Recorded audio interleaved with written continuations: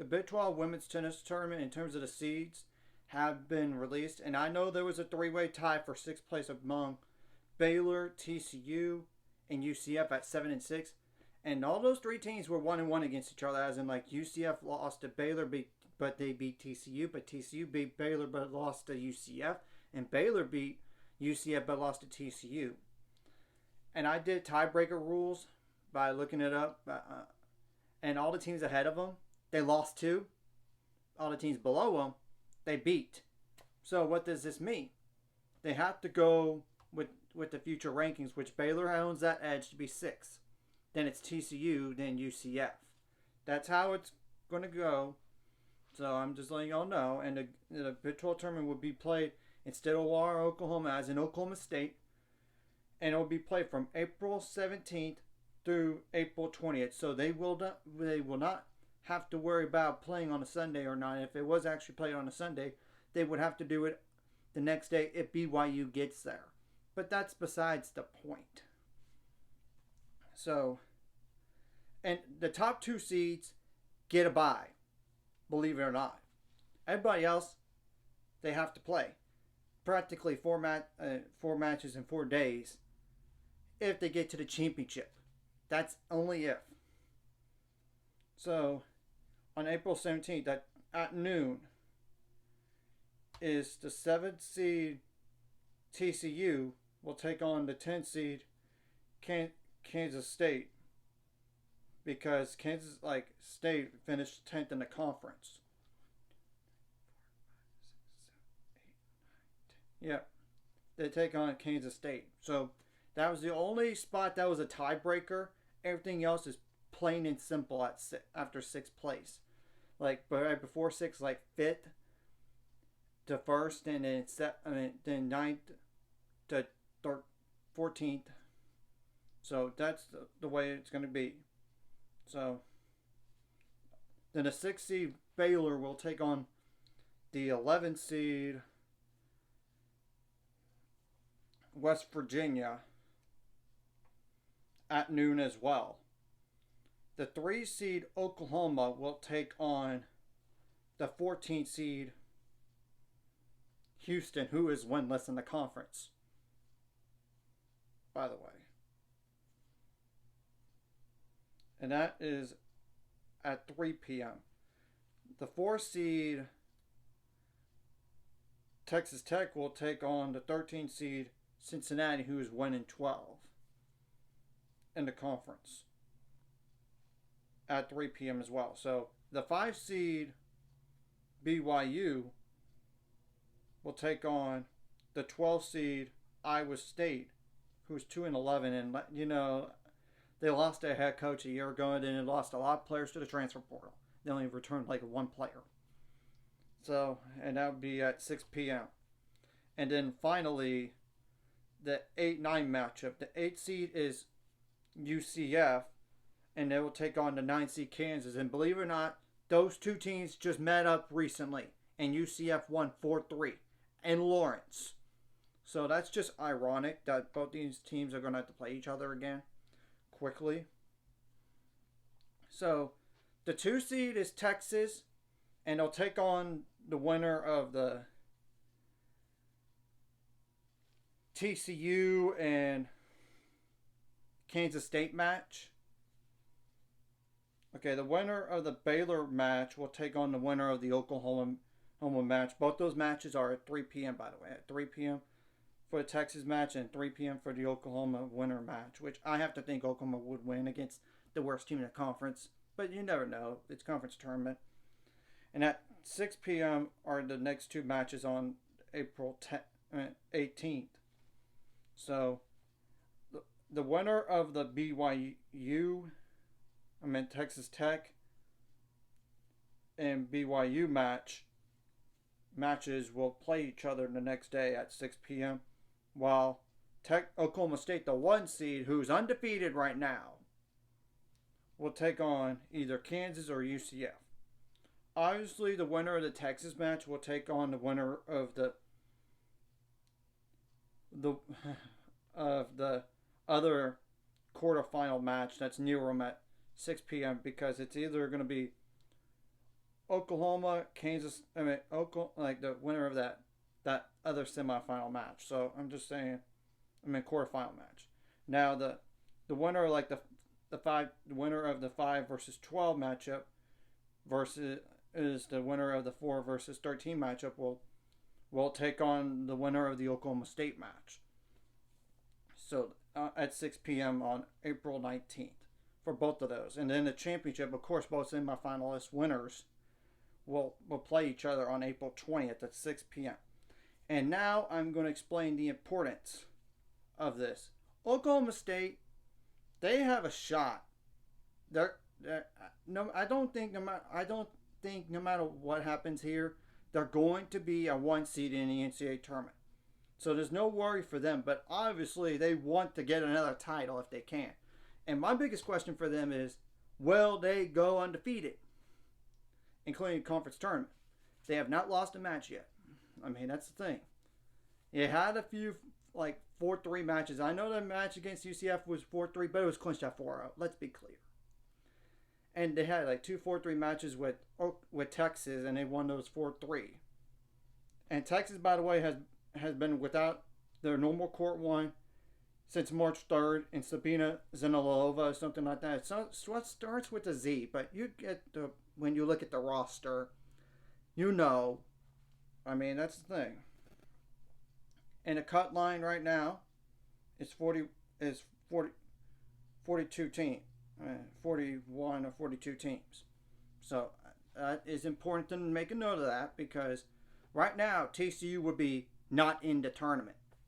They practically need to win the first match.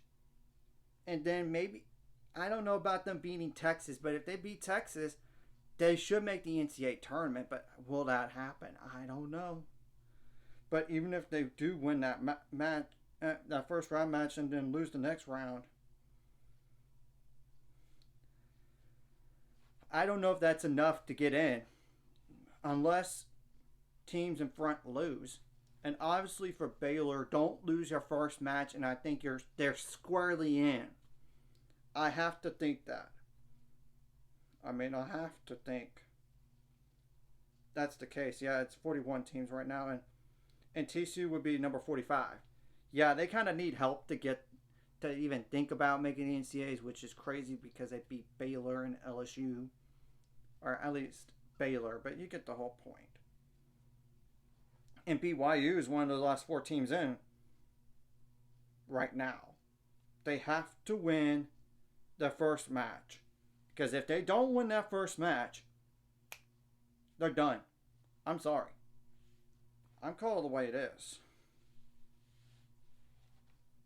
But they honestly should win. That's the thing. They should win that match. But it's a matter of, can they beat Texas Tech? Obviously, if they beat Texas Tech the next match, I think BYU would be squarely in. And there's no chance of Texas Tech hosting, by the way, first and second rounds. That's no question. That's out of the picture. Oklahoma's trying to find a way to host. But obviously, in order to do that, they have to go beat Texas, or they have to get enough points to move up, and it does require a little bit of help. Right now, they're projected to be 18th. I mean, that's the thing. And obviously, if they beat Texas, I think if Texas gets to the semi-final match, if they do, and Oklahoma beats them, I think then they'll be okay. But even then, I don't know. Because all depends on the other results. But obviously, a loss in a semifinal match, or even like first round or second round, they're done for top 16 hosting. That's the deal for them. But obviously, when your conference tournament, the conference tournament would really help your chances of becoming in the top 16. Forget top 8. That's out of the picture for them. And obviously for Texas, they have to find a way to keep themselves top 8. Because right now, they would be projected 6th. And you know the difference between an 8 seed and a 9 seed, right? If you're a 9 seed, you only host the first 2 rounds of the NCAA tournament. But obviously, if you're a top 8 seed, you get to host the first 3 rounds. So it's kind of important for them to win the conference tournament if you can. That's the thing.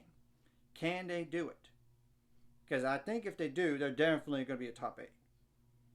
But if they do lose to Oklahoma State, then it becomes if they get to the championship, even if they just get to the championship, I don't know if it's enough to keep themselves a top 8. Like, necessarily.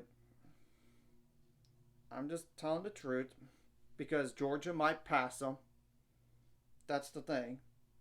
It's possible that Georgia could pass them. Could, but who knows. North Carolina and Pepperdine, I don't know if Pepperdine's going to necessarily pass them.